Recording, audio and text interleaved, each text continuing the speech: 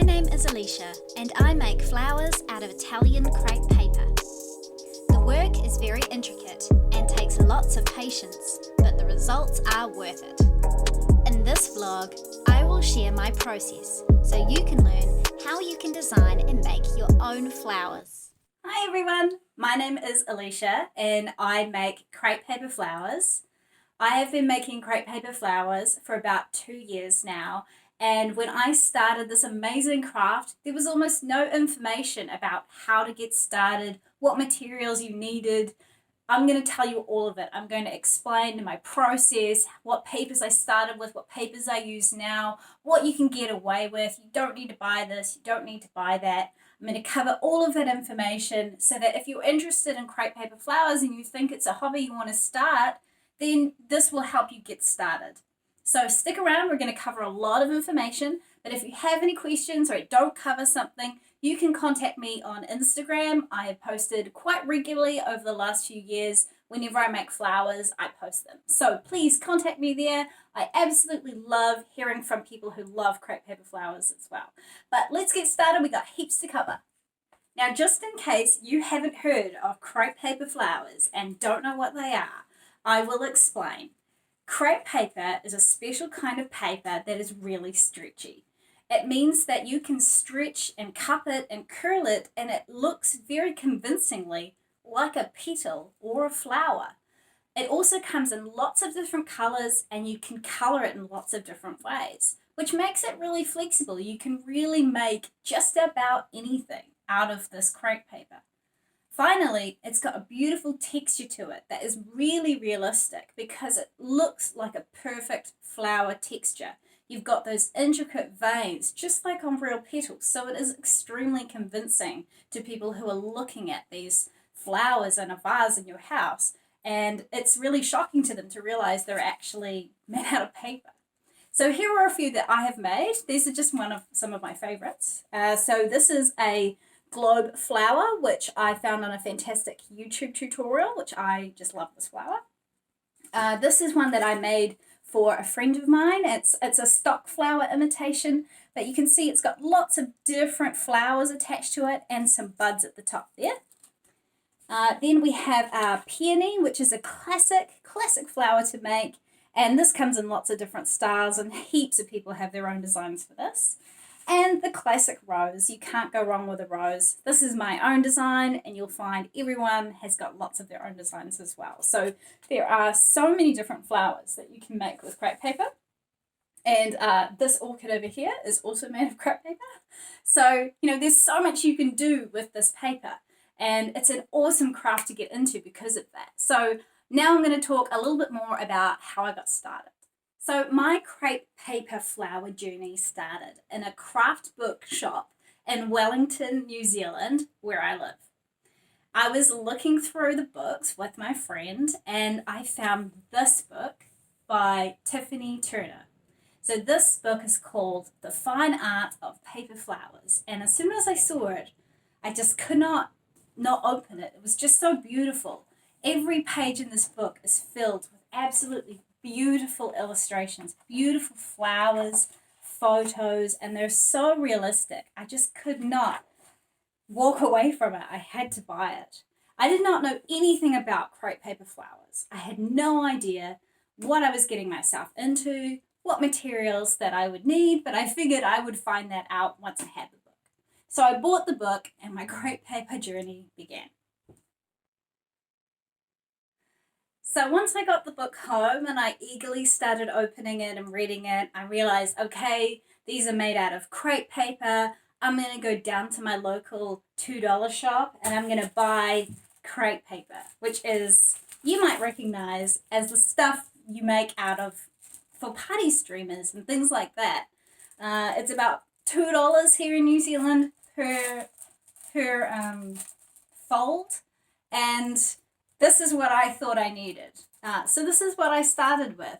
And that's ended up being completely incorrect. This is not the right crepe paper that you need. However, if you're wanting to get started, you can make flowers out of this kind of crepe paper. And I would recommend that you do, because the best way to know whether you're into a hobby before you spend lots of money on the proper paper and all of the things that you need is to just try it with something cheaper and see if you can still make something beautiful out of this.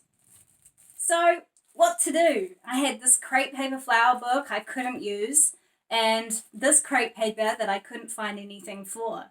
So I went on Google and I found the amazing Lia Griffith. Now, Lia Griffith has a crafting empire, but I did not know this. I went on her website and she had these beautiful flowers. She had instructions and templates. For $10 a month, I could get access to all of them, which I did. And I downloaded all these templates and I just spent hours and hours making flowers out of this kind of crepe paper. And I thought my flowers were beautiful. They were terrible looking back, but when I first started, I thought they were the bee's knees. I thought they were the most beautiful thing. You can actually go to my Instagram and see my very first flower, which is supposedly a lisianthus, no way near, but it looked gorgeous in my eyes, and I put orange paint on it, and it looked really real to me, and I loved it. You know, and that's the experience I had, and it was just with this. It was with the cheapest, ugliest crepe paper you can find. So I would recommend it, and if you're looking to start out and you haven't got the books already, go to Lia Griffith, try out some of her free and some of her paid templates. It is so cheap, and, you know, give it a go. And that's how I started. That was me for a few months. So after a few months of using the cheapest crepe paper money can buy, I decided I wanted to up my game a bit. Now, if you aren't familiar with Lia Griffith, she actually has her own crepe paper line on her website. She sells 140 gram and 60 gram crepe paper, and I will explain the gram later, but she sells her own crepe paper, and she sells it, in lots of nice colors that she has. Now, in New Zealand, where I live, there's almost nothing. You always have to buy anything cool, has to be ordered from overseas. You can't find almost anything in the shops here. But they have Lia Griffith Crepe paper in New Zealand in shops. I mean, it's horrendously expensive, but you can get it. And so that's what I did. I think I must have bought like 4 of these over the course of the last 2 years, and, you know, worked through these before I went to anything else.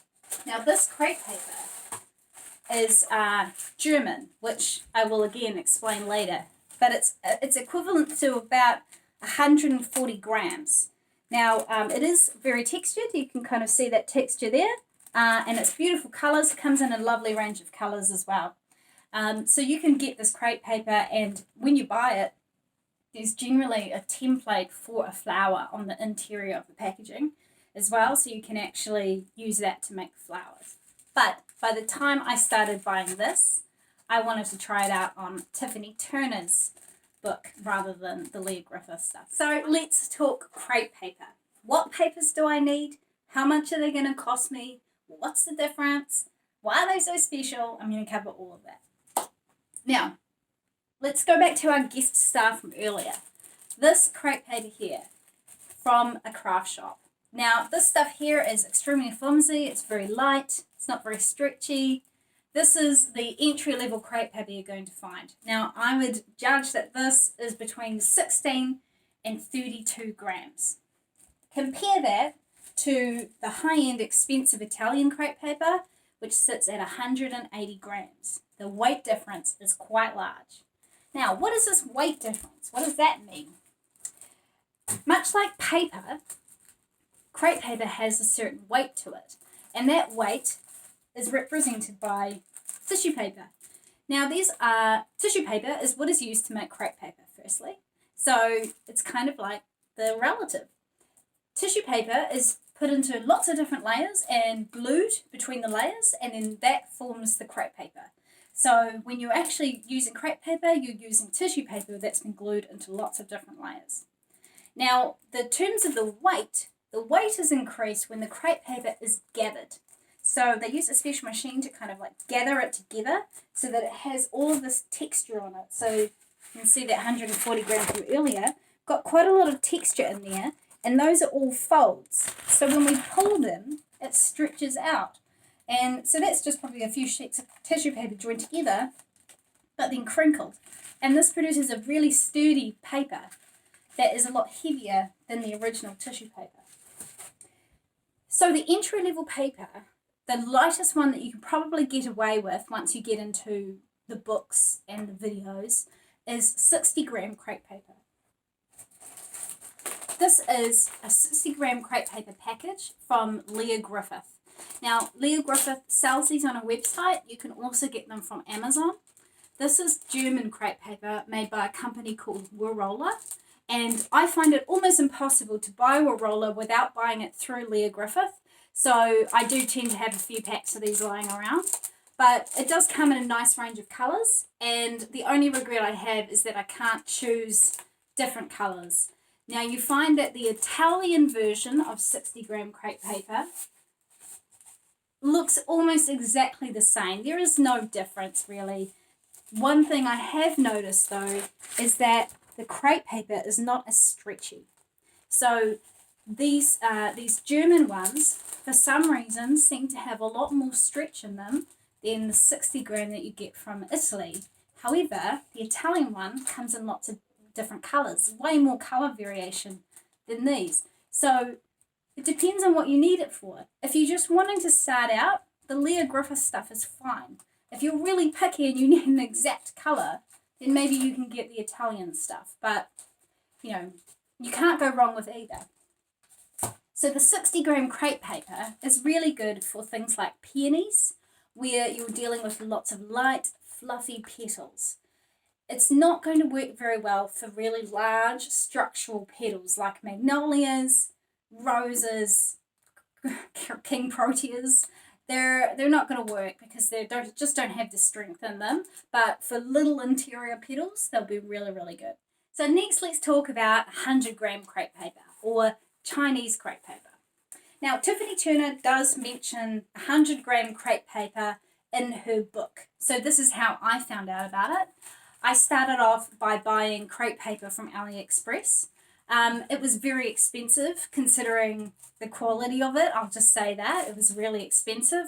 If I had known comparatively how expensive it was compared to just buying it from the Italian shops, I might have just bought it from the Italian shops.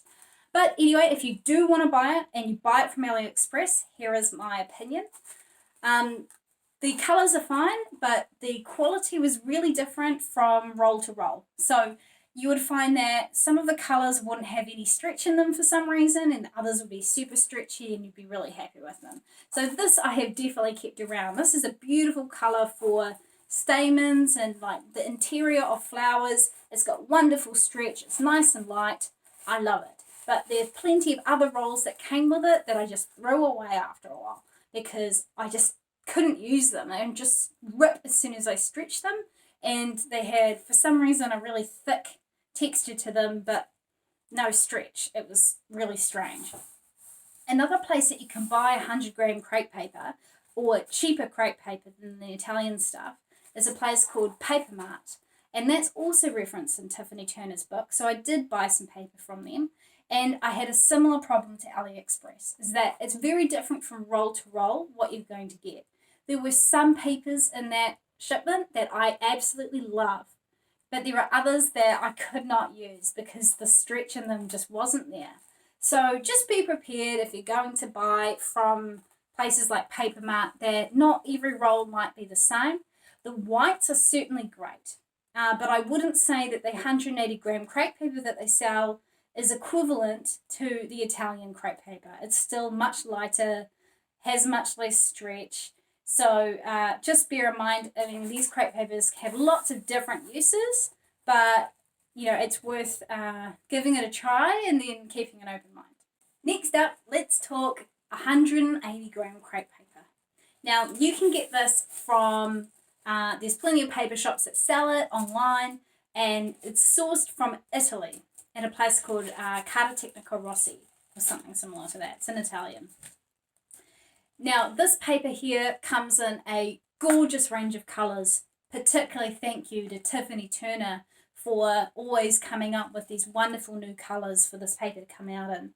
But this paper here has a lot of versatility to it. Not only does it come in lots of colours, but the weight of it means that it can be stretched and curled and cut, and it can hold quite a lot of detail to it. So it can be well structured. It's useful for large petals, for roses, king proteas, things like that.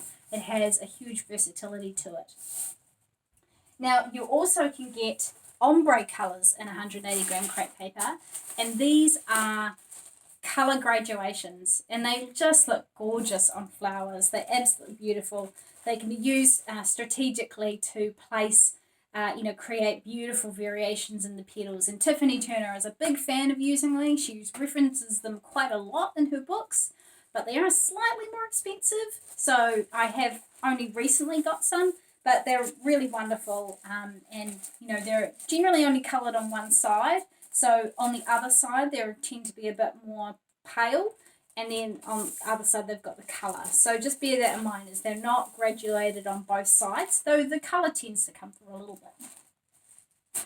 Now, there's been a few more types of crepe paper that have come out in the last few years. One that caused a little bit of a stir was 90 gram crepe paper. So a lot of the strength of 180 gram, but the texture of 60 gram crepe paper. You can see that there.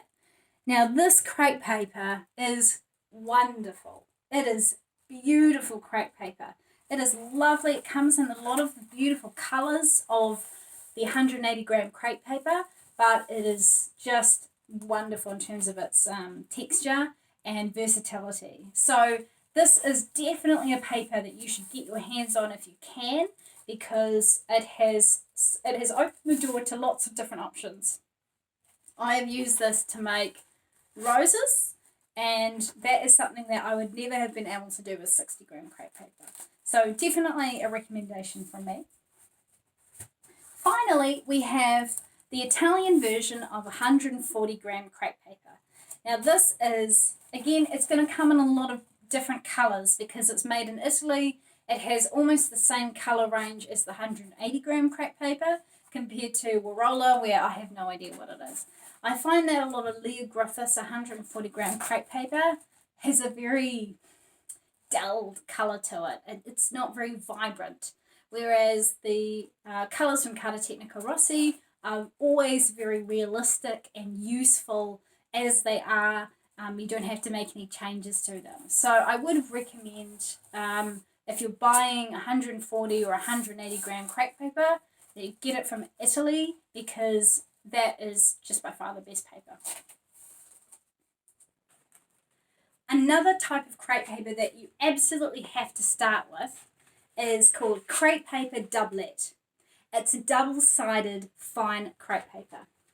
So what this is a piece of red fine crepe paper, so 60 gram, glued to a piece of magenta fine 60 gram crepe paper. And what that gives you is a super sturdy, thick piece of crepe paper. And these are fantastic. They create so much intrigue in the flower because of the double-sided colour. So you can get this in heaps of beautiful colours, and this stuff is Floral.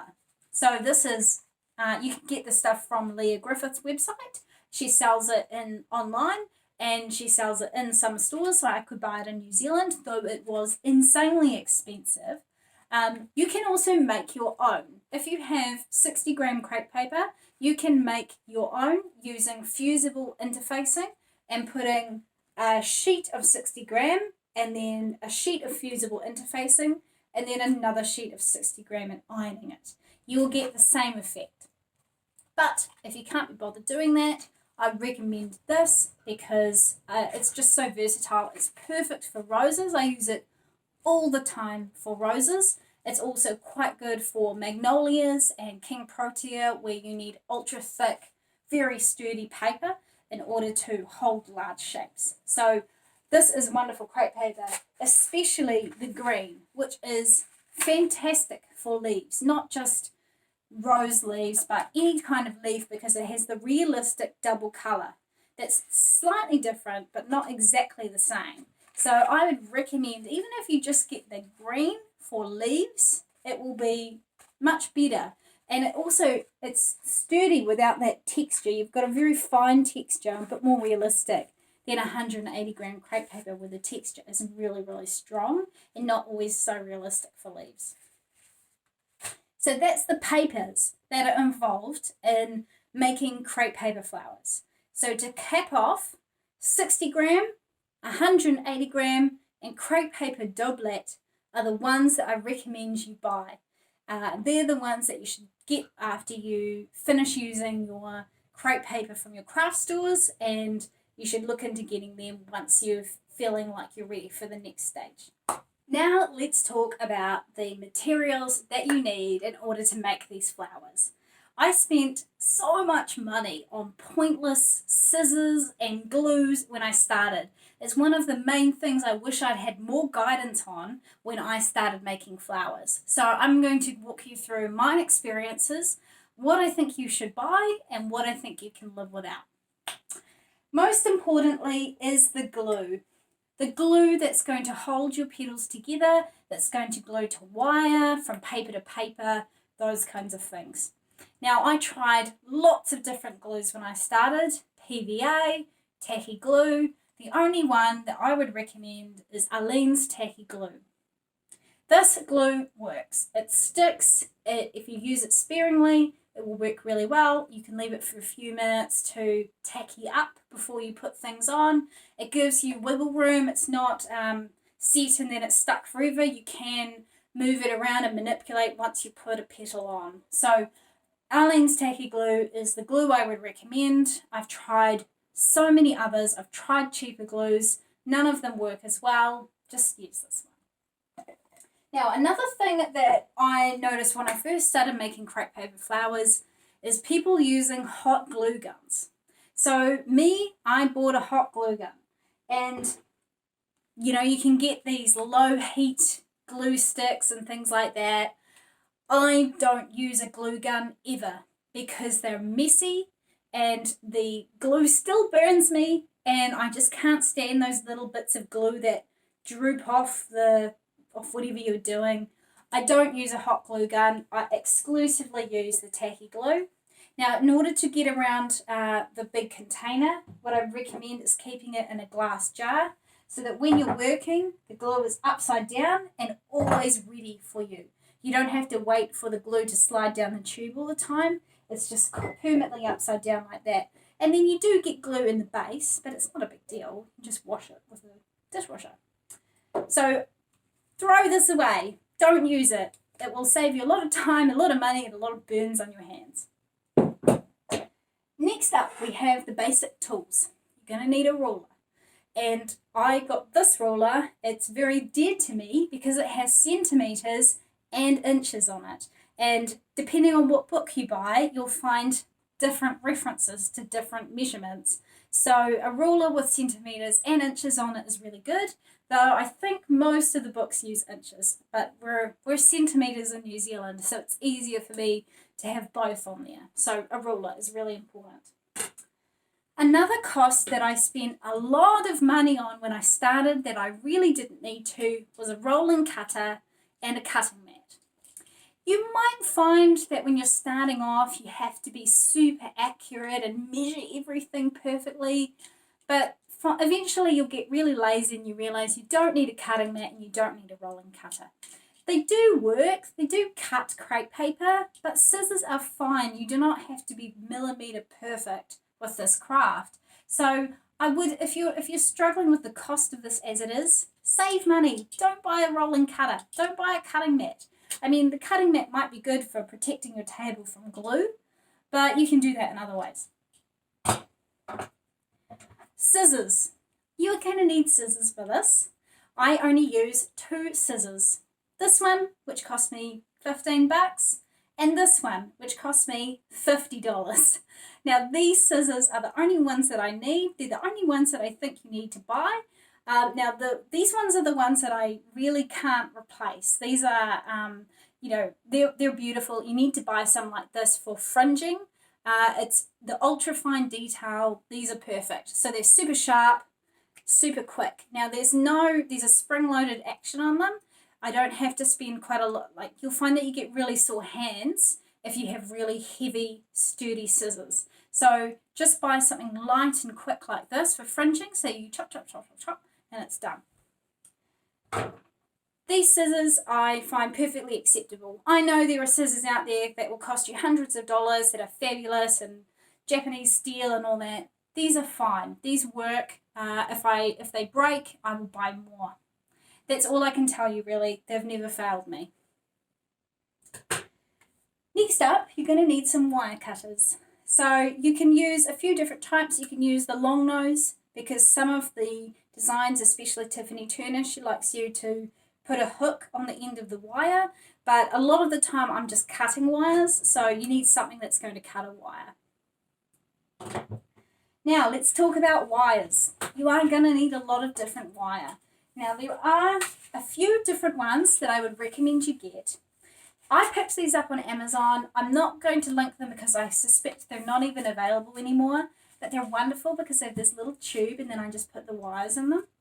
So I have here 26, 18 and 22 gauge wire. And these are really all you need. So the higher the gauge, the finer the wire. So these 26 gauge is extremely fine wire. It's so thin, you can barely see it. It's not very sturdy. It's really good for like really thin, small leaves where they're not particularly thick, but you want a little bit of wire in them so you can manipulate the shape slightly. 18 gauge wire is probably what I would recommend you need to get. 18 gauge wire is a nice, thick, sturdy wire. Like that, it keeps its shape. It's wonderful for using on flowers, flower stems, things like that. Smaller flowers, it would be really, really good. 22 gauge wire I use quite a lot for branches, and you know, if you've got a branch coming off a stem and then with some leaves attached to it, that's where I use these. I find I go through quite a lot of these because I like to go quite heavy on my foliage. So I do tend to go through a lot of these. I have a few packets lying in the wings waiting to be refilled. Finally, another wire that you really need is a card wrapped wire, super thick. Now these are really good for things like roses and peonies that have a really thick stem. So these here are a wire with cardboard wrapped around it. So you can do that if you want with one of the 18 gauge wires and just wrap card around it to make it thicker. But me being very lazy, I just buy some. And these are from AliExpress. So these are really, really great wires. I would recommend you get some. Now, one thing that I learned recently to take my wire to the next level was tubing. Now this stuff, you wrap it around the wire, and this works on 18 gauge as well, but you wrap it around the wire and it thickens into a more realistic size stem. So this is what I do for peonies, for the King Protea. I put a thick piece of PVC around my wire and then I wrap it in crepe paper, and that's how I get a really thick, realistic looking stem, because there's nothing worse than a beautiful, luscious flower head and a skinny, tiny wire for the stem, because that's not flowers, that's not realistic. So I would recommend getting some of this. I just got it from my local hardware shop and I just use it when I need to, and it's great. A few more things.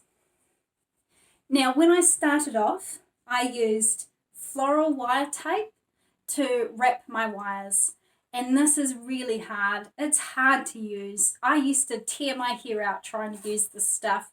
I use it from AliExpress because proper floral tape is surprisingly expensive, and I actually go through quite a lot of this when I'm doing branches and things like that. I don't particularly like floral wire tape. I don't recommend you buy it and get into the habit of it if you don't need to. You can use crepe paper in thin strips and that will be equally fine. If you're making waterproof flowers, this is not the video for you. This is nothing to do with waterproof flowers. If you're just wanting to put flowers in some sort of vase, or have them on your wall and they're not going to have any water near them, you don't really need this. You can use strips of thin crepe paper instead and wrap them around your wires, and you'll just have a much easier time. But it is a good skill to have, so if you want to give it a try, you can. But I don't blame you if you get really frustrated and think you can't do it, because it is really hard and it drives me crazy still. Now, the one thing that has changed for me in the last year is Mod Podge. Mod Podge. And Mod Podge is this cool thing that stiffens, you paint it on after you've finished your flowers, and it stiffens it, and depending on what one you get, it can add a shine to it. So it's fantastic for leaves. So I don't know if you remember that King Protea from earlier. Oh, actually, this orchid leaf has it on there. It makes the leaf stronger, and it gives it a sheen like it's a real leaf, because leaves are slightly shiny. So Mod Podge takes your leaves to that next level. It makes them look even more realistic.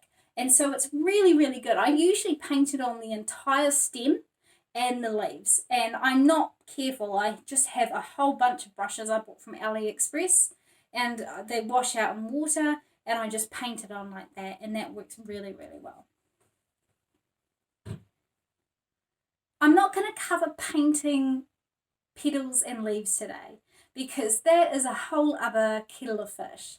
But I might do another video on it. So if you're interested in hearing my journey and experimentation with colouring crepe paper and what I use now, then just let me know if you're interested in seeing that video, and I can do that for our next series. But I hope you've learned a lot today. I think if we were to cap off, we've got 60 gram crepe paper and 180 gram crepe paper are the ones that you need to buy, along with crepe paper doublet. You need scissors, you need tacky glue, you need some wire, and that should get you started. So, let me know what you think, and what your experience with crepe paper flowers has been so far. And feel free to contact me on Instagram if you have any questions or want me to cover anything else for you for the next video. Thanks everyone, see ya!